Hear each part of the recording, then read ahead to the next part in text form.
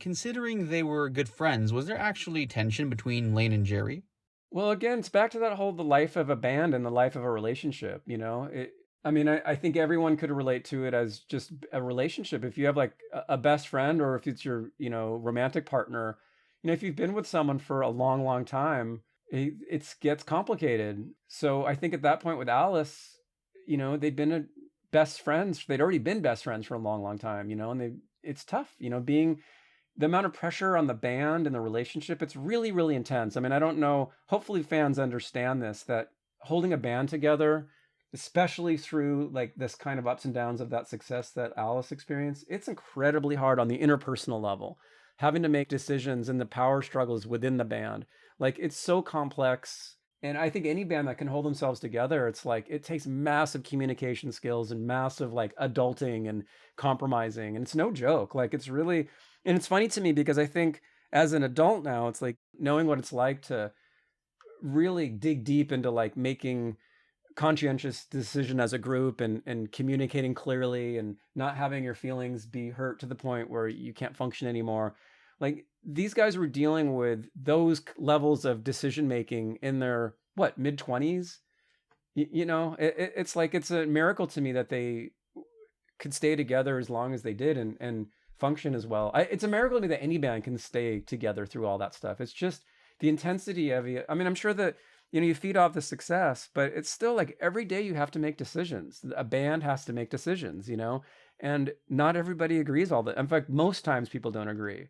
So it's like there becomes a hierarchy in the band where people, I think, eventually, if you're not the one making decisions, it's pretty easy just to kind of like be a backseat person. Where I think Layne kind of tended to be more the backseat person in the band.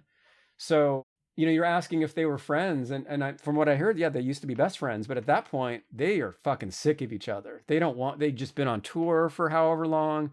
It's like they're probably the last people they want to see. It's really intense. So like it's an interesting question. Like, were Jerry and Layne friends? Like, from my perspective in the studio, it was kind of like they were just tolerating each other, But I now understand that, it's like you don't want to be around that person. You've been on tour with them. You've been in a bus with them for years. It's like it's the last person on your own time. You don't want to hang out with your bandmates. At least Layne and Jerry, I imagine, didn't. But Sean and Jerry, they were Sean and Jerry were special. I don't think Jerry didn't like Layne. I mean, I just think the relationship just gets so complicated and so intense, between touring, spending time together, and then the creative process. I don't think it's fair to say that they didn't respect each other or like each other. I just think out of being a professional, it's like you get to that place where, you're in a room together and it's not really the person you want to see, and I'm sure, I've heard them talk about like they're brothers. It's a total brotherhood. There's so many things go unsaid, like you can get in a room with each other and not even say hi, but they just know, they know it's all cool. I think they were operating at that. I think any band that's been together for that long, you operate at that level. You think about like Steven Tyler and Joe Perry or whoever. It's like they've been with each other for, Yeah. They don't need you. You're way beyond like the pleasantries. So I'm sure Jerry had a ton of, admiration and respect and for Layne, without a doubt. You mentioned earlier that particularly during SAP, Layne would chill in the studio and Jerry would call the shots. Did that cause any friction between the two of them, or were they good? From my perspective, being a studio, when they came in, they had already obviously established their working relationship. And it's funny now, being sort of like more of an adult and experiencing life a lot more. You kind of, in those instances, you can sense the fumes in the band, like all the dynamics between everybody, because it's a family, right? And it's like any relationship, it's a very complex relationship between all the band members. And they had a working thing that worked, and it was like unspoken, but really it was like Layne knew to just stay out of the way for the most part. Either he didn't want to be part of it, or it all seemed really smooth to me. But they had already worked it out. Like I feel like they probably had maybe years ago before that kind of worked out who's how they work best. Every band has to confront that, and it's a constant power struggle. So like, was it easy for them? I never saw them fighting, but I just know from how bands work, it's a constant struggle, because everybody is passionate and cares about it, and they're spending all day thinking about how they want the process to go, and each band member has their own idea. And obviously Jerry was very, very strong in his opinions and his creativity, and Layne was too.